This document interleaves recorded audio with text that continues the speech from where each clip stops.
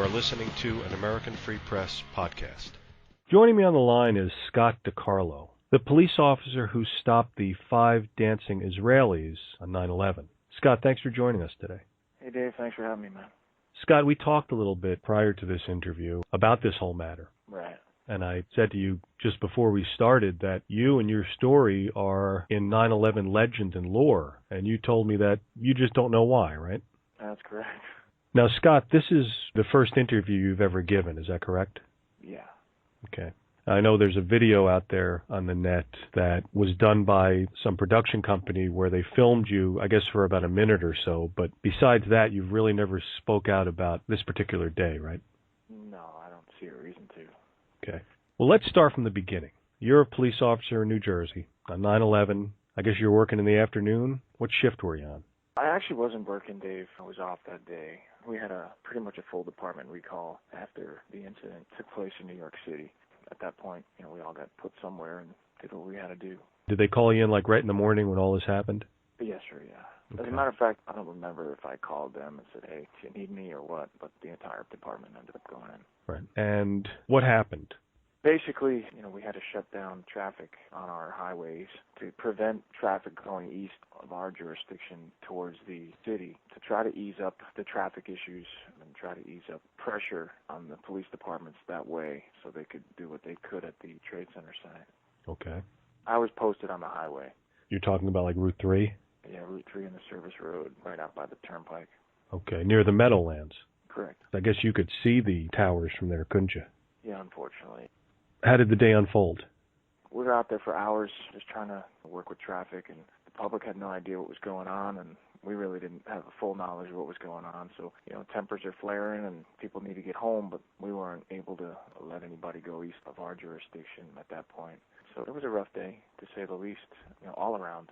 So this was probably in the morning, and then in the afternoon, what happened with that call about that white van? There was a BOLO, which is be on the lookout for a particular van with, there's supposed to be a few occupants in there. And the BOLO basically stated that this van may be on its way to destroy the George Washington Bridge or something like that, if I remember correctly. Blow up the bridge and perhaps explosives were in the van or something. So we were out there and, of course, we're all looking for it and just happened to come our way. There were several officers out there. I grabbed my sergeant and I said, hey man, that's our van. It wasn't the exact plate given either. It was off by one numeral, I believe, and I'm like, it's got to be, it's just too close. So we ended up stopping him. So you were the one who noticed it, not your sergeant? Yeah, I'm pretty sure, but we both were there. We were all there, so. You noticed the plate wasn't right, so really it was you who eyed this? Yeah, I guess so. Yeah. Okay, that's significant. Because if you didn't have a very good attention to detail, then it might have just gone by and none of this would have happened, because this was a very significant part of the whole 9/11 mystery, and it continues to be. And that's why there's such great interest in this. You saw the van drive by on Route 3, is that right? Yeah, it was coming off the turnpike and hitting the service road trying to get on Route 3. Then what happened right after that? Were you close enough to run next to them? Did you have to get in the car? What happened? Oh, no, traffic was basically rolling at 2 miles an hour, so we just basically stopped it, just got in front of it and stopped it. You walked out in front of it and you stopped it? Yeah, we just put our hands up and asked them to get out of the vehicle. They didn't listen, and we removed them. Do you happen to remember where you were exactly? Were you on the driver's side? Yeah, I was on the driver's side. Okay, and did you have your weapons drawn? Absolutely, yeah. Okay. And you were pointing the weapons at the driver and you said, get out of the car? Correct. And the driver didn't listen? No. Now, you've been doing this for a while, right? How long have you been a police officer? 16 years now. Why do you think the driver didn't listen? To tell you the truth, I really don't know, but being that there was a possibility of explosives being in the vehicle, I wasn't going to wait and, ask him again. Did you think about that, why he might not have obeyed your order with a gun pointed at him? Sure. In that brief moment, yeah, you think about it, and you don't know what's going through their mind. As I stated earlier, the BOLO stipulated that there may be explosives in the van, so we removed them. Okay, so it was him and it was a couple other guys. It was, a total of 5 of them? Correct, yeah. Did you have any idea at that time the nationality of these men? No, sir, but when we removed them, I forget which guy it was, kind of chatty, but hey, we're not your enemy, we're your friend. Our enemies are your enemies or whatever. At that point, they said they were from Israel or something, and I don't remember exactly what they said, but it was something along them lines. Did you think that was something strange for this guy to make, an unsolicited comment like that? At the time, I didn't put much weight to it. If you're up to no good, you're going to say anything to make me feel better at that point, right? I guess it just seems kind of a strange thing. On this website here that I mentioned to you earlier, historycommons.org, they tell this story here. They say, "We are Israeli. We are not your problem. Your problems are our problems. The Palestinians are the problem." And then it goes on. Yeah, something like that. And then it says, "Again, before the police have made any mention of the 9/11 attacks, another one of the arrested men says, 'We were on the West Side Highway in New York City during the incident.'" Do you remember if that happened? You know, man, I don't. Right. And then it says in this article here, in fact, it will later be determined they were on the roof of a building at Liberty State Park watching and videotaping the first crash into the World Trade Center. If this is true, for people to be filming the first crash might be indicative of the fact that they knew that something was going to happen. Did you get any feeling from these guys that they knew anything about the incident? No. Nothing. Nope. I didn't see any video cameras in the truck. You know, I don't know if these were the guys, you know, that everybody claims was videotaping. I don't know that. Basically, my job was to stop it if this were, in fact, the van. On the Bolo, that's basically it. We didn't spend much time with them. We didn't interview them. The FBI arrived. We brought them over to the state police holding cells in the stadium area. So how long were you actually with them before the FBI arrived? Maybe 15 minutes before we actually brought them to the holding area. We weren't going to keep them out there. Sure. How were they acting when all this was happening? Did you take note of that? They were under arrest. I mean, they weren't really happy. Were they resisting arrest? No, they didn't resist, but there were a lot more of us at that point than there were of them. That was a concern of yours, though, that there were only 2 initially and there were 5 of them, that things might have gotten out of control? No, that never crossed my mind. Did they come quietly? Once they were in handcuffs, they didn't resist at all.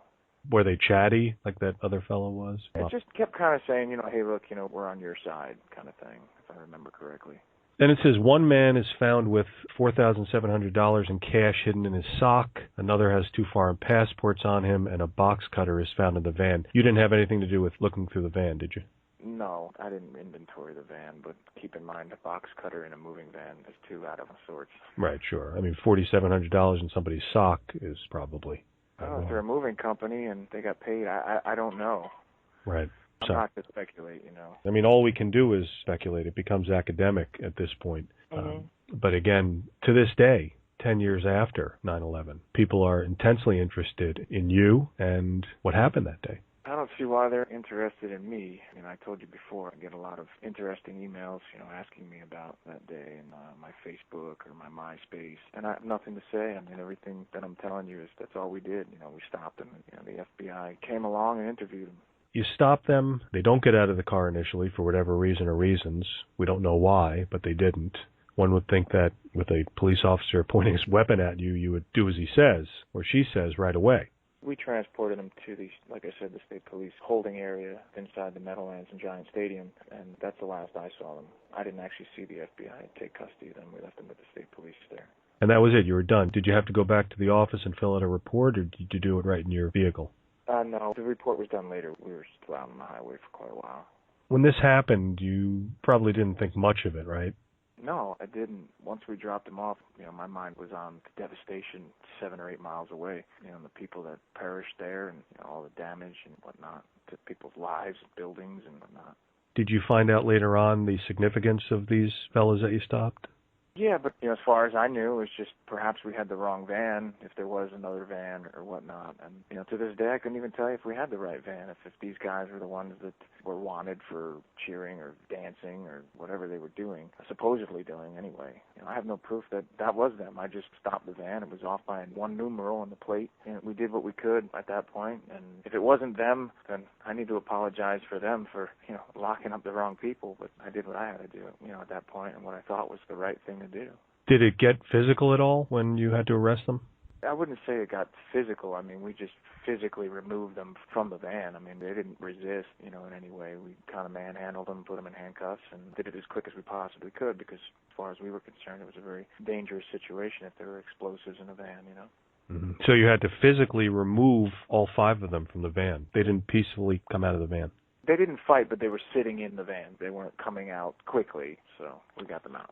Did that seem a little bit arrogant to you? I didn't think so at the time. I don't know if you've ever had a gun pointed at you, but some people tend to freeze. Other people may do exactly what you want them to do immediately, and other people may freeze because some situation like that they've never seen before. Based on your 16 years of experience, do you think that that was the case, that they were freezing, or do you think that there was something else to it? I don't remember. It just seems like some of them might have froze. That was kind of the way I looked at it at the time. Okay. In fact, what I had mentioned before about one man is found with $4,700 in cash hidden in his sock, another has 2 foreign passports on him and a box cutter. These are from news reports. That one in particular is from, I believe, ABC News. Mm-hmm. And these were factual reports, so these were the men. Another has pictures of the men standing with the burning wreckage of the World Trade Center in the background. Again, that's from another media report. All 5 identify themselves as Israeli citizens and claim to be working for the New Jersey-based Urban Moving Systems Company. In addition to the driver, the others are identified. Actually, 2 of them were brothers. I'm not going to go through their names because I can't really pronounce them and I don't need to. Mm-hmm. The men were detained but not charged. Again, this is from varied news reports. The next day, it will be reported that bomb-sniffing dogs reacted as if they had detected explosives. An investigator high up in the Bergen County law enforcement hierarchy will say in 2006, there are maps of the city in the car with certain places highlighted. It looked like they're hooked in with this, referring to the 9/11 attacks. It looked like they knew what was going to happen when they were at Liberty State Park. And that, of course, is from the Bergen Record. The FBI will later conclude at least 2 of the 5 are Mossad agents, and that all were on a Mossad surveillance mission. The FBI interrogates them for weeks. Scott, are you familiar with the Mossad? No. Okay. Well, that would be the Israeli equivalent of the CIA. Okay. They are held on immigration violation charges, but will be released 71 days later. Again, that's from ABC News. So these were the guys, and they were intelligence agents. And that's one of the reasons why there's still so much interest in what you did. I didn't do much, man. Well, you feel that, and you might really believe that, and I believe you do. But there are many people around the world that believe that what you did was crack open a window into who the real perpetrators of 9/11 are. I can't be sure of that. You know what I mean? Like I said, we stopped these people, put them in a holding cell. That's all I know. I don't know what else to say about it, you know. Right. I can't say anything further about it because I don't have the knowledge. But, you know, that's what you're telling me. That's what I got to believe in, right? That is the truth. These guys that you had the great fortune of arresting, of noticing, those were part of the Israeli intelligence operation. There's a lot more to it than just this, but what you did was you actually produced hard evidence. The other part of hard evidence that you might not be aware of were the Israeli art students who were arrested prior, during, and after 9/11. Did you hear about that matter? Well, there were over 200 Israelis who were posing as art students, who were surveilling certain government individuals in offices, and who were also living in close proximity to the alleged hijackers. Right. So that also fits into this whole thing. That's why when we were talking earlier, and you said you're still getting emails from people. Right. You're also a musician, and I want to talk about that in a little bit. So you have a couple of websites. I'm not going to give the websites out, only if you want to, you can. It's up to you. It's scottdicarlo.com, scottdicarlo.net, okay. SB6music.com. Okay. As a musician, you have a MySpace page. I guess that's the way MySpace started, right? To cater to the musical. Yeah, originally it was for music, correct, yeah. And you have, of course, a Facebook page and a YouTube and a Twitter account, right? Yes, sir. When did you first start getting emails regarding this matter? I don't remember exactly. Maybe a year after the incident, 2 years after. But they just kept coming. When you got the first one, do you remember what it said? They all basically say the same thing. Are you the Scott DiCarlo that, you know, worked such and such a police department and did this on 9/11, blah, blah, blah. So that kind of thing. And do you know anything about the situation? Just inquisitive type of questioning, you know, like people want to know what I knew about what you're talking about here. And I responded to the first couple going, I really don't know anything. That is me, yeah, but check out my music. I don't know anything. So 2002, approximately, you get the first one, and they've been coming in ever since, right? Correct, yeah. How often do they come in? They stopped for a little while, and they trickled 2 or 3 here and there, and one here, one there, and then recently, I guess because of the 10-year anniversary of that dreadful day, I guess people are, researching and that kind of thing. I guess, my police department's name will come up with the report or whatever, and obviously my name will be there. And I had a little influx, in August of emails. Mm-hmm. And when was the last one you got? A couple days ago. Same thing, though, right? Yeah, just inquisitive, just looking to see if I have any knowledge about the situation. Are there common themes in the emails that you get? Do a lot of them talk about Israel? I've had a couple that say, hey, can you tell me, were these Israelis, was there any truth to them being Mossad? Things like that. That's about it. Did any of these emails ask to speak with you? I've gotten a couple with phone numbers. Hey, give me a call. I'd love to talk about it. The whole point of doing this interview with you is just so people stop contacting me, because I don't have any information, other than what we did on the side of the road, and that was minimal. We did nothing but put these guys in handcuffs and transport them to the jail cell, and then they were transferred custody. So if you could talk to the listeners who want to email you, want to contact you, what would you tell them? Man, call somebody else, because I don't know anything. Stop emailing me. Stop messaging me on Facebook or MySpace, because I don't know anything. It's a situation that I don't know. I don't have the knowledge that, people are looking for, and I would appreciate it if they'd stop contacting me. So basically you would just wish that they leave you alone because there's nothing more you could tell them. Yeah, I don't know, so... Listeners, you heard it here first. No need to email Scott anymore because he doesn't know anything. You heard everything he knows. We talked about it. So this is it. This is the first and probably last interview he's ever going to give on the subject, I would imagine. Am I right, Scott? That's correct. Now, I want to give your website address because you are a very talented musician. I did listen to a couple of your songs, and I really enjoyed them. First website I have up here is scottdecarlo.net. Of course, that's SCOTTDECARLO, scottdecarlo.net.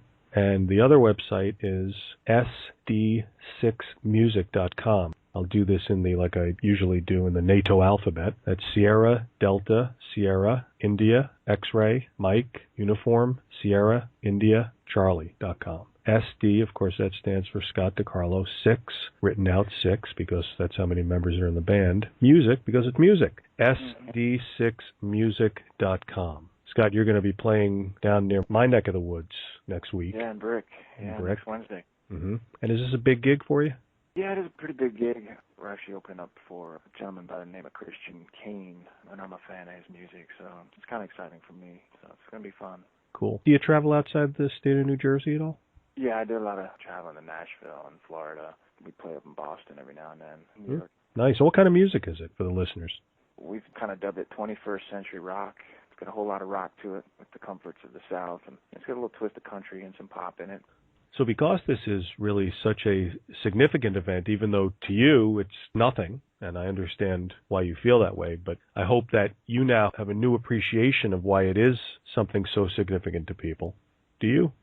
I appreciate it for sure. I don't know what I believe, but I definitely appreciate the knowledge that you've just given me. I didn't hear all that. It is what it is at this point. It's 10 years later, and I'm more worried about making life a better day every day, for people around me, and I'm worrying about what people think on that particular day with the people that I dealt with. It's not something that I think about too much. So is there anything else in closing that you'd like to tell the listeners? Because I can guarantee you that this interview, because of the significance of it in the 9/11 legend and lore and the story, this interview will literally go around the globe, and I'm sure that millions of people will hear it. Is there anything you want to tell those people? Visit the memorial. It's beautiful. Take the negative of that day and try and spin it for positive. I don't really know what else to say. Scott DeCarlo, police sergeant in New Jersey. I want to thank you so much for the time you spent explaining all this to the listeners, and looking forward to seeing you perform and speaking with